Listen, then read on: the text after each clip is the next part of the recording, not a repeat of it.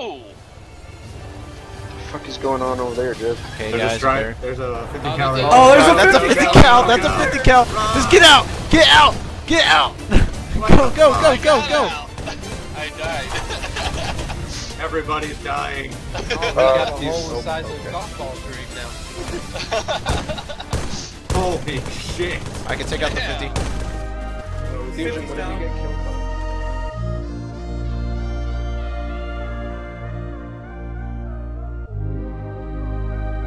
What's going on, guys? Nimbus here, and in this video I'm going to be doing a little tutorial slash commentary over what King of the Hill is, how to play it, and basically just tell you the basics of the game and what you need to do to get your feet on the ground and not be a complete noob at it.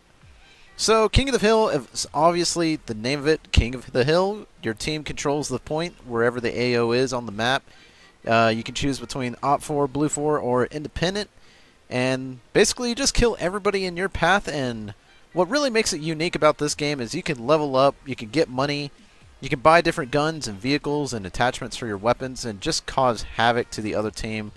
The more you level up, the better stuff you can buy, and the easier it is for you to just annihilate the other team. With that out of the way, let's go ahead and get started, and let me go ahead and teach you the basics of the game.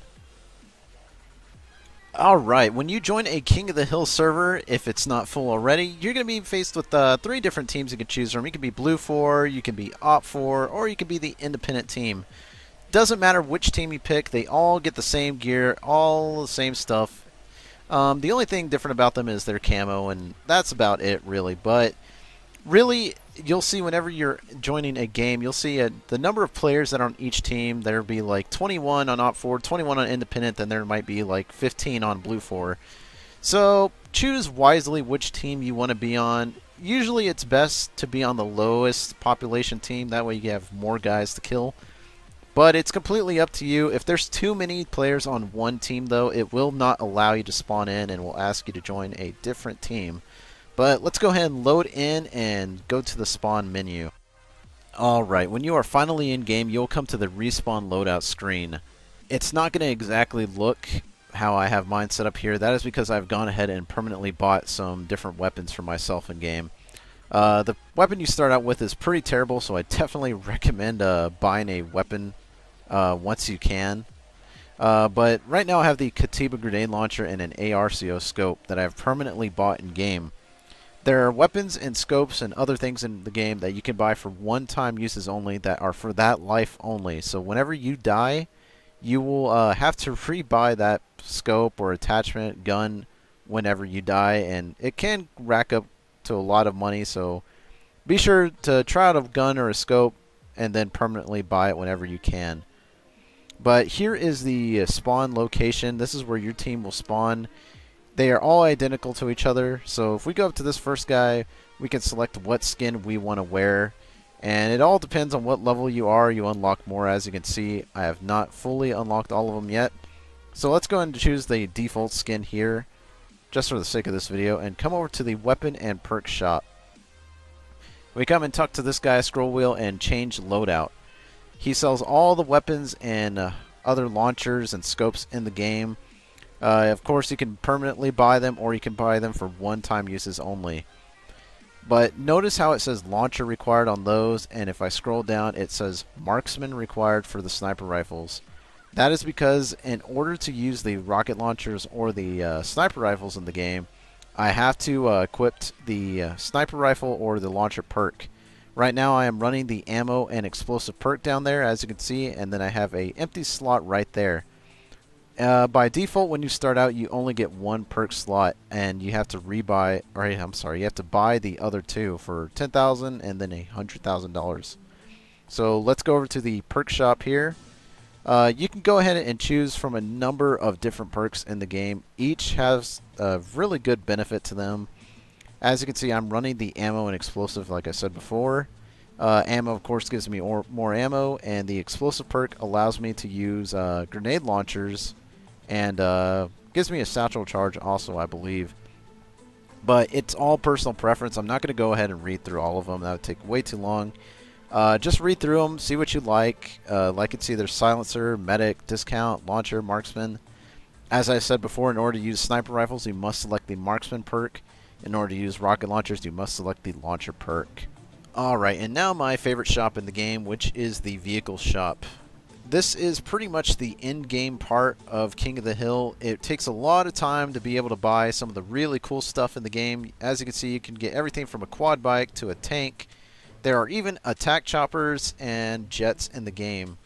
Of course, this is all the most expensive stuff in the game, and it does take some time to level up and get the right amount of money to be able to use these things.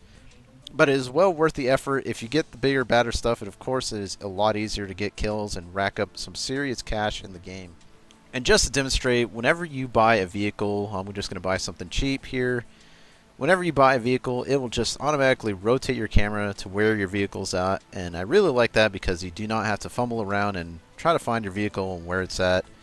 You'll also see that there is an unlock vehicle option, and you can also lock it as well. That just keeps trolls from trying to steal your vehicle, or if you don't want anybody else getting in, you can just lock your vehicle. But you can unlock it and hop in, you can scroll wheel and lock it and be on your way. Alright guys, last thing I want to explain to you is just the UI elements and kind of what the map looks like and what you'll be seeing in game. So this is where you're going to be spawning. Each team will have a base where they spawn at, and each base has a little safe zone around it where you cannot be damaged, you can't be killed, can't blow up your vehicles really unless somebody else blows them up somehow. And each team also has a repair / rearm station. If you have a vehicle that uses grenades or 50 cal, something like that, you can just take it there, scroll wheel, rearm it, and completely repair it. Now let's see where the hill is at, and right now it is in Athera. It is completely random where the hill and objective will be, and also what time of day it will be at. It can be in the biggest city on the map or in a really small town at night or at day. It is completely random, but as you can see right now it is blue 4 controlled. That is because the most members of my team are inside the hill. It can be contested if the same amount of players from a different team are inside the hill as well. But in order to win the game, one of the teams has to reach 100 points, and that can take quite a long time considering that you only get a point when you hold the team or hold the hill, maybe about a minute or so each. It goes up. It can take quite a while starting from the beginning of a match, especially if it's hopping back and forth between each team that's winning. But some other things I forgot to explain down here. This is my level, and these are what experience I have right now and the experience I need in order to level up. As you level up, it'll take longer and longer each progression as you go. So by the time you're a higher up level, you'll already have a tank or something and you'll be getting kills left and right. So it kind of makes sense for it to work that way. But as you can also see, blue 4, op 4, and independent scores are right there. 17, 6, and 6. So it will take quite a while for this game to end considering it just started. And at the bottom of that, it'll show how many players are on each team. 23, 21, and now 22. Alright guys, that is the basics of King of the Hill. The last thing I have not told you is pretty much how to level up, and it's pretty self-explanatory. All you gotta do is stay inside the objective or the hill, kill enemies, and destroy enemy vehicles. You also get bonus experience for destroying those really hard to kill vehicles like tanks or helicopters. You'll get tons of experience for doing it. You also get experience for reviving your fallen teammates. You don't necessarily have to have like that medic perk you may have saw earlier. Anybody can revive you. But being a medic does cut the revive time in half.